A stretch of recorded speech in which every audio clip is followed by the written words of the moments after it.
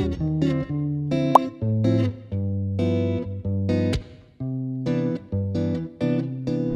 Mutualism, selamat datang di Ruang Mutualiza dan selamat datang di program obrolan kota dan keseharian. Ini adalah seri obrolan yang mengulik hal-hal keseharian dalam ruang hidup perkotaan bersama dua peneliti dan pecandu kota. Saya Minanto Ali di Jogja, Indonesia, dan saya Zaki Habibi di Lund, Swedia. Versi panjang podcastnya bisa diikuti juga di Spotify. Selamat mengikuti. Halo Mutualism, hari ini topik kita adalah tentang alun-alun atau lengkapnya mengelilingi alun-alun. Saya kira alun-alun adalah tempat yang sangat familiar dalam hidup kita ya, Zaki ya. Halo Ali, halo Mutualism juga. Ya, alun-alun sesuatu yang sangat familiar, sangat populer, baik di Jogja, di tempat saya berada, juga saya kira di tempatnya Zaki ya, di Swedia, di Lund. Nanti Zaki, kita akan ngobrol ya, banyak hal Zaki. Tapi mungkin ya. Zaki mau cerita apa deh, memantik cerita tentang alun-alun. Nah, sebelumnya gimana kabar nih? Habis dari kita sepedaan di episode kemarin, masih seger, masih sehat, atau udah agak KO? Iya, benar. Saya sampai lupa nanyain kabar ya, saking excited banget nih. Ya, saya alhamdulillah sudah bersepeda kurang lebih 2 kali ya. Dari yang episode lalu sampai sekarang baru 2 kali. 2 kali ya, sepertinya kasihan juga dengan sepedaku yang iya. Menahan beban yang sangat berat ini. Ya, senang lah kabar baik di situ ya. Kabar baik juga di sini, masih di rumah aja.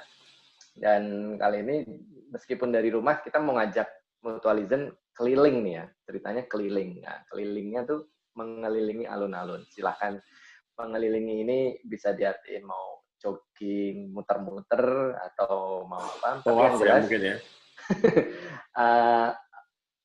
Aku sama Ali akan ngajak ngobrol Mutualism di episode kali ini tentang alun-alun dan mengelilinginya. Ini agak simbolik nih ya. Arti kata mengelilingi di sini nih juga aku akan bawa ke mengelilingi tidak hanya secara fisik memutari dan mengajak semacam virtual travel ke tempat yang bernama alun-alun, tapi juga mengelilingi posisi atau lokasi, fungsi, dan juga problematisasi di balik keberadaan alun-alun di sebuah ruang kota.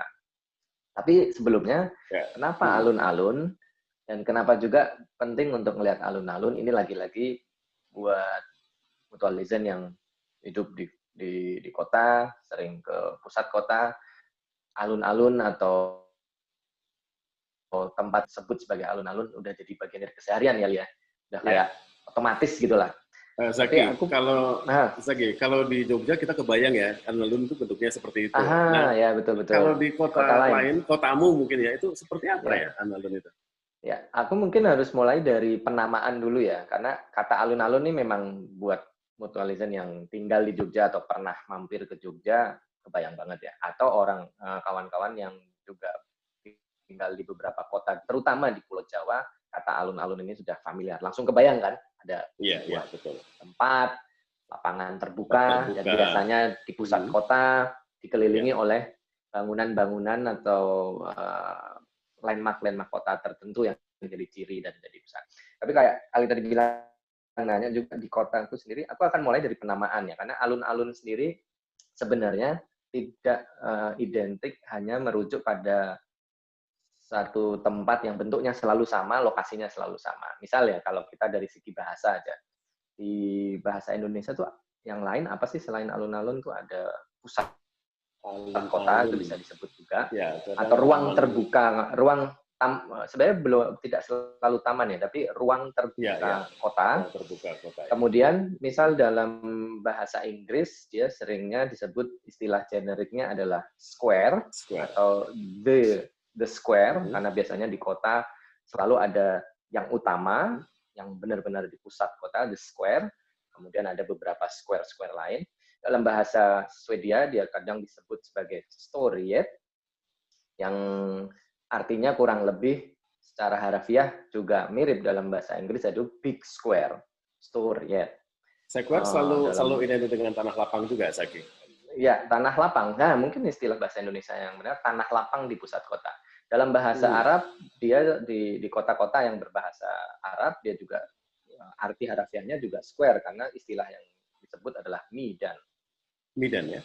Ya. Makanya ada Midan At-Tahrir ya? Nah, nanti kita akan singgung tuh. Itu salah satu alun-alun penting juga di satu dekade terakhir ini. Apalagi namanya Tahrir ya? Betul. Yang artinya kebebasan kalau nggak salah. Betul. Liberations, pembebasan dan kebebasan. Bisa juga artinya freedom. Nah, itu tadi. Alun-alun bisa bernama macam-macam di beberapa tempat, budaya, dan juga ekspresi bahasa. Tapi yang aku juga mau tekankan, kayak menjawab pertanyaan Ali tadi, di kotaku sendiri sekarang di Lun seperti apa? Sebenarnya punya juga konsep atau tempat yang sebenarnya setara dengan alun-alun. Tapi buat kawan-kawan yang biasa di Jogja, jangan bayangkan dari segi ukurannya akan sama, fungsinya sama, sejarah dan problematisasinya juga sama, tidak ya.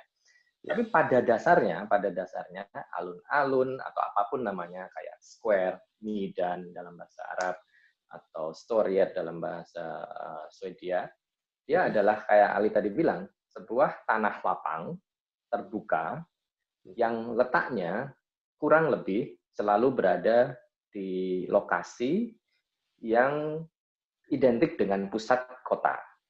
Nah, kata pusat ini juga menarik, Li. Karena ternyata tidak setiap kota itu memutuskan pusatnya kan sama. Kalau misal kita lihat dari negeri-negeri bekas jajahan, terutama negeri-negeri pasca kolonialisme ya, termasuk di tanah Nusantara, baik di Jawa, di Sumatera, di beberapa tempat lain, Kalimantan bahkan yang pernah saya lihat, peletakan tanah lapang terbuka itu selalu juga punya arti politis ya, sengaja dibuat oleh colonizer atau pendudukan saat itu, dan biasanya cenderung bersifat militeristik. Ada fungsi untuk tanah lapangnya digunakan untuk menunjukkan kekuatan, show of power, menunjukkan grandeur, rasa besar, ya kan, ukuran dan sebagainya bagi publik di luarnya. Nah, kita sebenarnya di tanah Jawa mewarisi fungsi-fungsi itu. Bahkan sebelum kolonialisme dari bangsa-bangsa Eropa datang, tapi dari aristokrasi, ya kan, raja-raja, kerajaan, penguasa-penguasa itu selalu butuh tanah lapang. Nah, kenapa ya kira-kira? Kenapa mereka harus butuh ruang terbuka itu? Sebelum kita ngomong ke era yang lebih kontemporer atau modern. Yang jelas rasa pusat, ya menurutku rasa menjadi center atau pusat itu ternyata penting buat penguasa tempat. Kita ngomongin tempat kan, apakah dia kota, ataukah bahkan negara, atau pendudukan ya, kayak tadi di era kolonialisme, tempat pendudukan yang diduduki, yang dijajah dan sebagainya. Rasa untuk bahwa ini adalah pusat itu kok sangat penting. Tapi setelah mereka memutuskan ini adalah pusatnya, ini yang menarik nih, ini uniknya. Mereka membutuhkan ruang terbuka. Nah, dengan kata terbuka itu kan sebenarnya identik dia sebuah ruang fisik yang tidak ada dinding, bisa dimasuki dari mana saja. Nah, tadi aku sebut menjadi semacam etalase ya dalam konteks. Betul, karena terbuka dia etalase, pengen nunjukin ke dunia di luarnya. Di saat yang sama dia pengen menunjukkan kontrol kan terhadap pusat. Sekaligus kalau pusatnya bisa dikontrol dan kalian bisa semua lihat, seluruh wilayah yang dia kuasai juga bisa dikontrol. Tapi itu pun simbolik. Nah, dalam perkembangannya alun-alun, square, storyed, midan atau apapun tadi namanya, ternyata juga pun bisa menggeser fungsi yang tadinya sebagai ruang simbolik untuk menunjukkan kekuasaan pusat terhadap seluruh pinggiran-pinggirannya, pusat dan pinggiran, ya kan, pusat, center and peripheral. Dia juga bisa menjadi ruang terbuka dalam tanda petik keterbukaan untuk menunjukkan suara atau voice yang beragam. Dalam tidak selalu dalam konteks konflik, revolusi, dalam konteks keseharian, dia juga menjadi ruang terbuka untuk menunjukkan ruang terbuka transaksi ekonomi, ruang terbuka turisme, ruang terbuka ekspresi, karena beberapa inisiasi seni atau happening art biasanya juga meminjam ruang kayak alun-alun kan, beberapa contohnya mungkin bisa. Nah, memang kita kalau nyebut kata alun-alun atau ruang terbuka besar yang ada di pusat nih, memori kita selalu ke hal-hal yang monumental ya, seperti lapangan Banteng Jakarta di era Soekarno. Lapangan Banteng, lapangan merah. Betul. Atau bahkan lapangan Tiananmen Square, itu juga pakai square dalam bahasa Inggrisnya.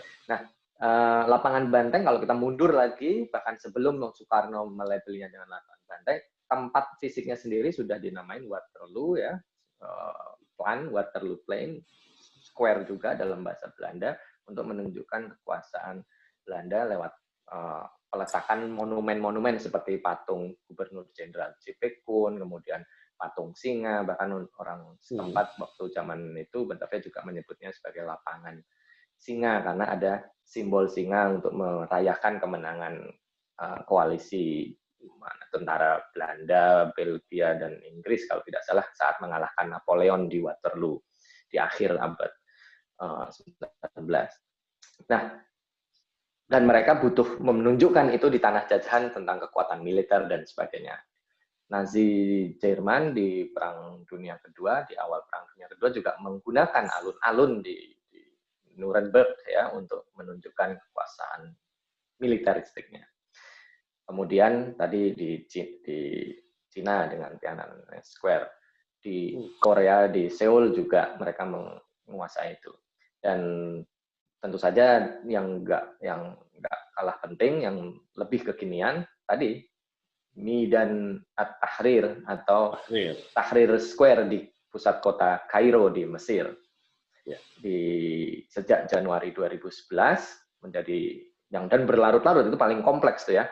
Revolusi berubah-ubah terus. Bukan orang yang ada konsep menduduki tanah lapang, occupy the square, dan berganti-ganti dalam waktu yang singkat dari 2011 hingga 2013 dengan segala problemnya ya. Mulai dari diktator yang ditumbangkan Husni Mubarak, kemudian sampai muncul penggantinya, tapi tidak selalu disetujui oleh kelompok revolusioner karena datang dari kelompok yang A, kemudian kelompok yang lain juga enggak. Akhirnya menjadi, tapi semuanya melibatkan Tahrir Square untuk menunjukkan voice, dan akhirnya berhasil. Dan gejolaknya juga masih terus. Saya pernah mendengarkan presentasi peneliti dari Kairo beberapa tahun lalu. Waktu itu kami presentasi di conference di Lisbon. Saat dia bercerita tentang Tahrir Square dari sepanjang sejarah tahun 70-an hingga sekarang, itu juga menarik. Square-nya sama, alun-alunnya sama, fungsi simbolik sama gerakan politiknya berubah-ubah terus. Yang menduduki tapi pusatnya selalu Tahrir ya?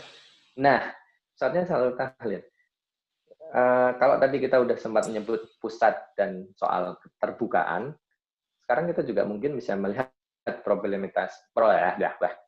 susah banget menyebut kata ini. Problematisasi. Bagaimana untuk melihat bahwa satu tempat atau satu ruang fisik yang sama, dia bisa menjadi ruang simbol problem-problem yang berubah-ubah terus gitu loh maksudku. Jadi ada soal politik ruang, perebutan ruang, dan juga sebenarnya yang diperebutkan kan bukan ruang fisiknya ya, bukan menduduki Tahrir Square-nya, tapi bagaimana menduduki simbol-simbol pusat, simbol kekuasaan, termasuk simbol voice. Di kota lain, di belahan dunia yang lain, seperti semacam City Square ini juga punya simbol yang menarik, misal kayak Plaza de Mayo di Buenos Aires, ya. Pernah dengar ceritanya?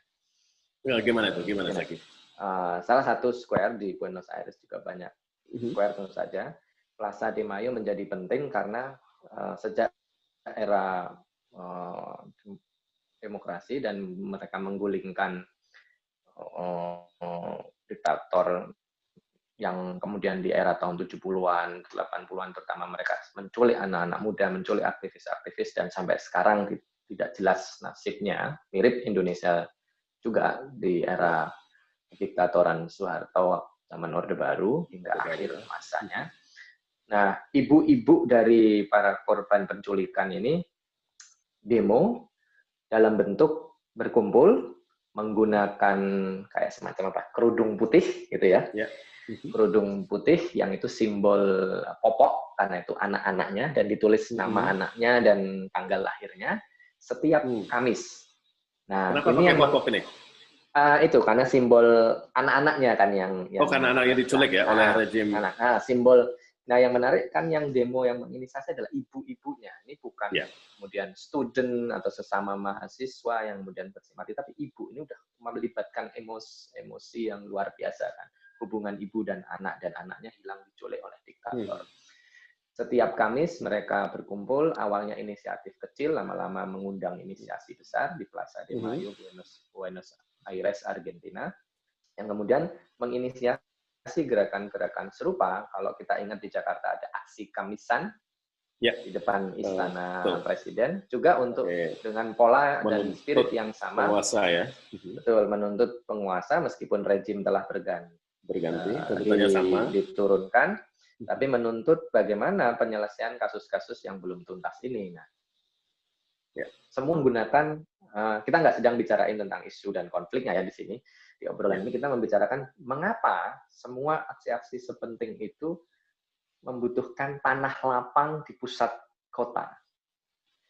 Nah, pasti kan ada arti lebihnya dari sekedar bahwa itu tempat terbuka yang kemudian orang bisa ke situ aja, izin mudah, terus ngumpul banyak orang. Pasti ada maksud yang lain. Aku juga ngelihat selain bahwa ruang itu selalu punya simbol sejak zaman lampau di kota manapun, di peradaban dengan konteks apapun, ruang seperti alun-alun atau square atau midan tadi itu juga punya kayak semacam magnet mungkin ya. Baik magnet untuk mengajak orang terlibat, maupun kayak kasus Tahrir ketika mereka udah kumpul berjuta-juta orang di situ waktu 2011 sampai 2013 saat revolusi dan kemudian menginisiasi Arab Spring ya, kebangkitan demokrasi di negeri Arab.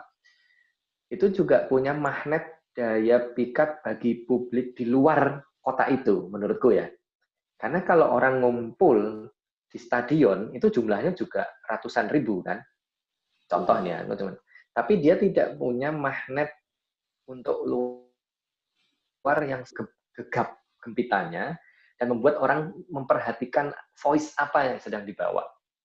Nah, kalau kita bawa ke contoh lebih lokal di Jogja, sempat ada di masa kontemporer ya, di masa prakolonial juga pernah ada kegiatan Pisauwanan Agung ya, Pisauwanan Agung. Mungkin Ali bisa ceritain itu gagasannya sendiri apa di balik Pisauwanan Agung? Iya, mungkin sama ya, karena alun-alun bahkan di Jogja itu, kalau kita ngomongin konteks simbolik kemudian dibawa hari ini tidak lagi melulu simbolik dalam pengertian yang tradisional, atau bahkan mungkin tetap simbolik ya, meskipun dalam pengertian yang lebih modern. Bahkan nama alun-alun di Jogja itu kan juga dari kata alun-alun kalau nggak salah, Zaki. Ya, jadi salah satu tafsir kulturalnya ya. Betul, karena sebagai kontrol. Jadi Zaki bilang bahwa ruang terbuka ini kemudian digunakan sebagai kontrol, raja katakanlah. Ketika rakyatnya mau menghadap raja, itu harus alon-alon. Kan? Makanya ada dua beringin yang menjadi yang sering kita lewati ya di tengahnya ya. Itu kan bagian dari itu, alon-alon, sehingga pelan-pelan sebelum menghadap raja. Dan kemudian sebagai ruang terbuka, itu juga show of force-nya, tadi saya nyambung ke Zaki, perampokan ya. Mungkin Zaki juga pernah dengar bagaimana ada event, setiap ada tamu ke keraton itu ada pertandingan antara prajurit dengan harimau di depan kerajaan. Nah, ini juga bagian dari ritual yang muncul di Tanah Lapang ini ya, sebagai show of force bagaimana kedikdayaan para prajurit misalnya. Nah, dalam konteks yang lebih modern, katakanlah dalam konteks demokrasi modern, kemudian alun-alun sebagai magnet untuk mengumpulkan massa, dalam konteks Jogja juga banyak ya terjadi. Pesawanan Ageng misalnya, itu juga bagian dari, sebenarnya ini juga bagian dari bentuk yang sudah pernah ada juga. Fungsi alun-alun itu juga sebagai tempat protes ataupun audiensi antara rakyat dengan rajanya kan dalam konteks Jogja. Sehingga kita mendengar istilah PP atau berjemur sebagai proses artikulasi ide, gagasan, atau komplain dari rakyat kepada rajanya. Itu biasanya di dekat Beringin ya.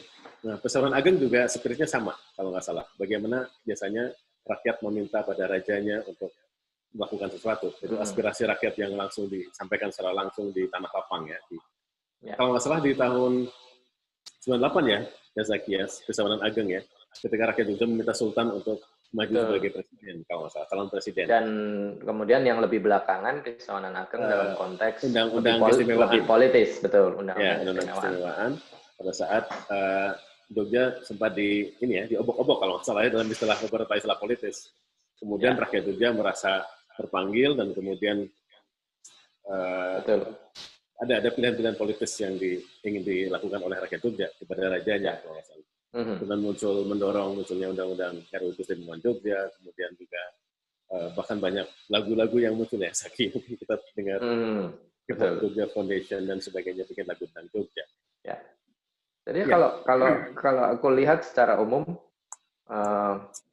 karena karakter lokasi alun-alun square atau Midan tadi di pusat kota, jelas dia ada menjadi simbol juga, yang tadinya menjadi simbol dari sisi tanda petik penguasa, apapun konteks penguasanya, tiba-tiba bisa direbut ulang oleh warga, ya kan, oleh warga untuk menunjukkan suara juga. Jadi dia tuh kayak apa ya, kayak tempat yang, makanya tadi dirimu bagus tadi bilang itu adalah lapangan, tempat lapang terbuka.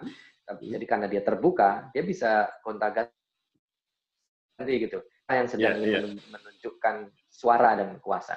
Nah, tapi aku juga mungkin di beberapa menit terakhir obrolan kita ini penting juga untuk menggarisbawahi, di luar fungsinya sebagai ruang untuk menunjukkan protes atau menunjukkan suara yang berbeda lewat protes atau aksi dalam keseharian dan di luar konteks konflik, keterbukaan alun-alun tadi juga menjadi ruang ekspresi warga kota sebenarnya. Ya, betul. Apapun maknanya, misal kita juga melihat dia menjadi ruang ekspresi seni, karena sering ekspresi seni juga menggunakan alun-alun, square, dan sebagainya. Ini ada juga di Lun yang di musim panas tuh, setiap musim panas nanti bisa dilihat juga di berjemur pasti. Karena kalau kursi untuk berjemurnya selalu dikasih permanen karena matahari kan barang sinar matahari kan barang langka ya di seperti Swedia ini. Jadi ketika musim panas, kursi itu menjadi penuh, orang hanya menikmati hari gitu karena itu terbuka. Terutama karena struktur hidup kota, orang tinggal dengan model apartemen blok yang satu sama lain mungkin berhadapan, untuk sekedar mendapatkan sinar matahari dari teras atau dari balkon apartemen kan tidak selalu pas. Jadi mereka kota memberi ruang terbuka untuk orang menikmati matahari, dan itu kan barang mewah ya di Swedia. Di sisi lain, kalau setiap musim panas seperti sekarang, alun-alunnya atau story itu juga menjadi ruang ekspresi seni. Jadi pemerintah kota mengkomisi artis tiap tahun ditunjuk. Misal tahun ini, seperti nanti Mutualizen bisa lihat di footage yang menyelingi obrolan kita ini. Tahun ini pemerintah Kota Lun menunjuk komisi artis untuk membuat satu konsep instalasi seni yang kemudian interaktif dengan pengunjung. Temanya adalah bagaimana sebenarnya dalam bahasa Indonesia mudahnya temanya adalah tentang rumah. Jadi instalasi seninya memindahkan ruang-ruang rumah ke dalam alun-alun. Jadi di situ ada kayak simulasi ruang tamu, ruang dapur, ruang tengah, ya dengan perkakas-perkakasnya gitu yang kemudian ditata sedemikian rupa, serumah mungkin, tapi juga tetap artistik dengan melibatkan warna dan sebagainya. Juga ada kamar mandi, cuman tidak ada yang mandi ya. Oke. Ada bathtub di alun-alun. Itu habis berjemur terus mandi atau gimana? Nah, itu bayanganmu. Nah, karena tahun ini temanya kan semua orang diminta stay at home ya karena pandemi. Yeah. Ketika musim panas, Swedia tidak memberlakukan karantina wilayah sejak awal pandemi, tapi tetap semua orang tetap mengkondisikan untuk lebih sering di rumah, bekerja dari rumah. Berarti sepi ya? Tahun lalunya sepi ya? Dibanding tahun-tahun sebelumnya jelas lebih sepi, tapi juga tidak kosong. Nah, makanya karena boleh kan di sini boleh orang keluar rumah, kafe-kafe yang mengelilinginya juga tetap buka. Tapi aku mau tekankan bahwa fungsi ekspresi tadi menjadi fungsi tambahan juga dari alun dalam konteks di luar konteks konflik, di luar konteks protes aspirasi politik. Nah, buat senimannya itu adalah kayak galeri baru, alun-alun bisa jadi galeri baru. Buat warganya eksibisi ya. Ya, betul. Karena itu sebenarnya seni instalasi yang dipasang, dikomisi oleh negara, pemerintah kota dalam hal ini. Tapi buat warga yang terlibat, mereka tidak canggung-canggung kalau ke galeri harus gimana menata performan. Aku harus paham nggak sama seni ini. Karena seninya itu berbentuk perabot rumah tangga yang orang bisa duduk, jadi memfungsikannya sebagai tempat duduk, tempat nongkrong, dikasih beberapa mainan khas rumah. Karena salah satu tagline yang ditulis di dalam presentasi seni ini adalah di luar itu menarik, tapi rumah adalah yang terbaik. Kira-kira gitu. Nah, karena aku ngasih konteks juga. Tahun ini meskipun Swedia tidak ada karantina wilayah atau lockdown, tapi seperti yang juga bisa dibaca di berita-berita, sangat sulit menjadi warga atau penduduk Swedia untuk liburan keluar Swedia di musim panas sekarang. Sementara kultur orang Swedia kalau musim panas kan libur panjang dari akhir Juni sampai pertengahan Agustus, mereka liburan kemana-mana, termasuk ke Indonesia.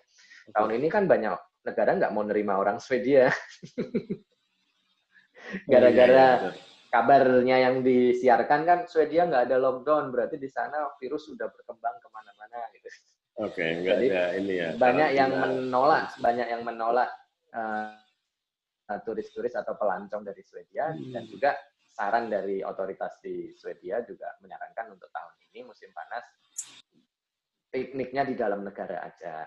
Nah, itu sisi lainnya itu membuat pemerintah kota masing-masing, termasuk kota-kota yang selama ini tidak dikenal sebagai kota wisata, menggunakan berbagai cara untuk membuat warganya tetap bisa liburan di kota sendiri.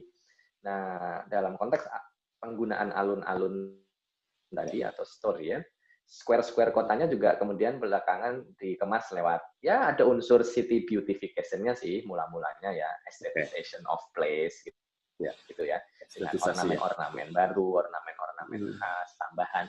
Tapi di saat yang lain juga ada penggunaan ekspresi yang lebih luas dari sekedar estetisasi menurutku. Dan dalam konteks orang tanda petik dipaksa untuk tidak bisa jalan-jalan padahal biasanya jalan-jalan jauh, yaitu memberi arti nilai tambah buat keberadaan alun-alunnya sendiri. Aku pikir itu sih arti penting alun-alun yang tidak hanya jadi simbolik. Betul. Ruang kuasa ruang kuasa, tapi juga punya peluang menjadi ruang terbuka. Ruang publik juga pasti ya. Bagaimana publik juga bisa memanfaatkan ruang itu. Betul. Baik dalam pengertian fisik dari sebagai public space yang fisik maupun public sphere dalam konteks tadi protes, ekspresi, dan sebagainya.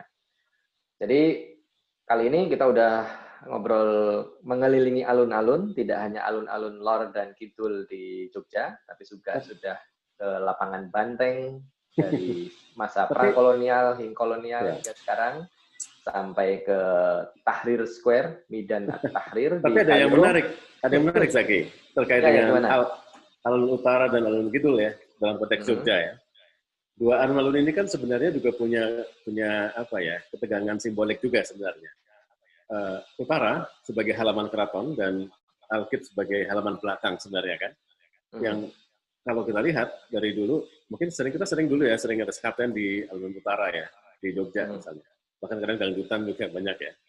artinya cukup ramai. Dan Alkit itu kan baru ramai mungkin sekitar belum lama ya.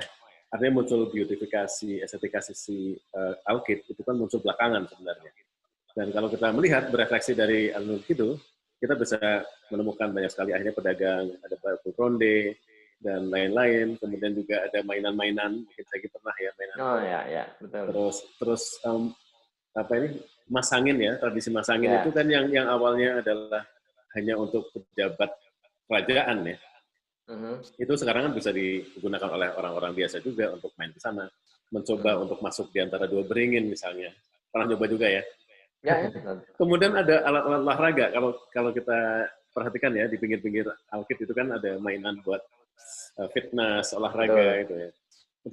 Itu baru ya dari bagian menjadi ruang bersenang-senang buat warga yang jadi transformasinya dari yang sangat simbolik zaman dulu yang Alkit menjadi sedikit inferior dibanding Alun Utara dan kemudian berbagai proses peristiwa penting di Alun Utara ya sebagai halaman depan mungkin ya buat kerajaan, buat keraton. Dan pada akhirnya sekarang justru orang menggunakan Alkit yang notabene halaman belakang mengalami beautifikasi dan estetikis. Susah juga lagi kan? Susah juga nih kayak kata problematisasi tadi ya. Iya benar. Jadi kebelet ya. belibet. Ya, maksudnya itu maksudnya. Estetisasi. Oke. Estetisasi. Ruang ya, estetisasi ruang gitu. Dan tapi ya. Tadi juga depan dan belakang yang semula adalah dimaknai atau didefinisikan oleh keraton dari sudut pandang keraton. Kemudian bertransformasi dari sudut pandang warganya, yang depan, yang belakang tergantung keterlibatan warga kan, buat warga pada akhirnya. Betul. Buat warga kota yang kemudian lebih terhubung dengan alun-alun kidul di Jogja misalnya, dan mereka merasa lebih mendapatkan ruang ekspresi di situ, dia merasa itu adalah alun-alun depannya dia gitu kan, ruang lebih depan, sementara yang mungkin lebih tidak. Jadi soal mana yang lebih signifikan itu juga berubah perspektif dari sudut pandang pengguna. Nah, ngomong-ngomong depan belakang sekaligus panggung depan panggung belakang, ini menarik, nanti kita juga akan ulik di episode berikutnya ya ketika kita ngomong soal kota sebagai panggung. Tentang bergaya di panggung kota. Tapi apa dan bagaimana tunggu aja di video dan juga podcast kita berikutnya. Tapi buat nutup di episode kali ini tentang mengelilingi alun-alun, baik mengelilingi sejarah, fungsi, dan juga keberagaman simbol-simbolnya tadi. Mungkin Ali ada penutup atau hal-hal yang mau ditambahin lagi? Ya, bagi saya alun-alun tadi ya, yang sisi penting dari alun-alun adalah dia menjadi ruang terbuka, tidak hanya tadi secara fisik, tapi juga sebagai medan yang direbutkan ya oleh negara, oleh publik, dan sebagainya. Ini menjadi ruang kontestasi yang tidak pernah selesai. Dan sampai sekarang, kalau kita berkaca pada beberapa alun ya, di berbagai kota bahkan, itu selalu memiliki alih fungsi ya. Keterlibatan banyak sekali aktor yang punya kepentingan pada alun-alun, ini akan selalu mengubah wajah alun-alun menjadi tidak selalu tunggal identitasnya, tapi akan selalu dinamis, berubah, dan seterusnya. Apalagi muncul event-event politik ya, alun-alun juga pasti selalu menjadi arena ini kan, perang politik dan sebagainya. Maksudnya untuk politik kampanye, kampanye politik, masa-masa pilkada. Ya, aku sih pengen di akhir obrolan episode kali ini cuma ngingetin mutualism bahwa bagaimanapun alun-alun itu diciptakan oleh pengelola kota atau penguasa kota, kita tetap bisa punya hak sebagai warga, dan kita tetap punya kemampuan untuk reclaim the meaning.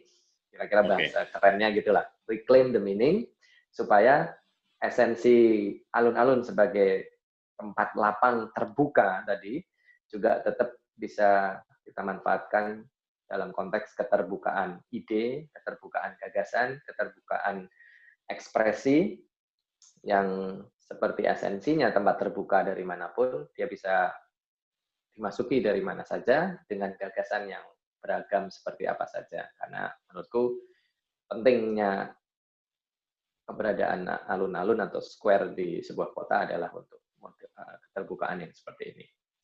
Dan jangan bangun tembok, jangan pernah bangun tembok dan pintu gerbang di alun-alun.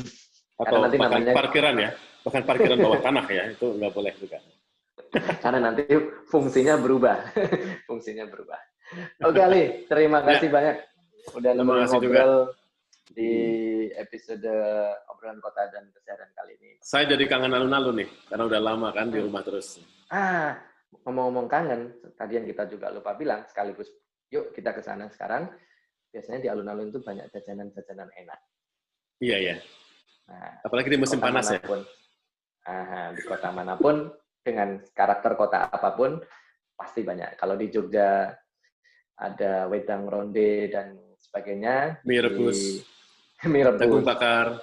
Di Milan ada gelato, es krim khas Italia. Di Lund juga kadang ada es krim yang khas. Saya tak ke sana dulu ya. Oke, aku ikut deh. Ya, ayolah. Ayo. Ya. Musim panas kan? Ayo. Saya mau ikut berjemur tadi. Kita kurang gosong kan ini. Merusak pemandangan nanti kita. Ya, itu tujuan kita. Alun-alun kan untuk menunjukkan ekspresi kita. Salah satu ekspresi merusak. Membangun eksistensi. Oke. Tak tunggu di pojokan alun-alun ya, Li. Oke. Berarti kita sekarang pamitan dulu ya. Pamitan dulu sama Mutualism ya. Tadi kita sudah ngobrol-ngobrol tentang alun-alun. Banyak sekali ternyata ya cerita alun-alun yang merentang dari sesuatu yang sangat historis, simbolik, kaitannya dengan power, bahkan demokrasi, dengan era modern, irisannya dengan beautifikasi, mungkin kapitalisme. Ya, Zaki ya? Oh ya, tentu saja. Tadi ruang ekspresi, ruang sosial, politik, dan juga ekspresi-ekspresi kultural. Ya. Dan yang jelas juga menjadi panggung ya, panggung etalase di kota yang sangat menarik untuk kita ulik kembali. Makanya setelah obrolan tentang alun-alun, saya dan Zaki akan kembali menemui Mutualism untuk ngobrol dengan hal lain yang masih bersangkut paut dengan kota, yaitu kota sebagai, saya salah sebut nanti, Zaki. Setelah kita ngomongin alun-alun, kita akan ketemu lagi di obrolan tentang bergaya di panggung kota. Oke, bergaya di panggung kota. Panggung yang seperti apa, gaya yang seperti apa, ikuti di kanal ini dan di podcast Spotify kami. Sampai ketemu. Oke, dan sampai jumpa di episode berikutnya. Salam Mutualism. Sampai jumpa. Salam Mutualism. Ya.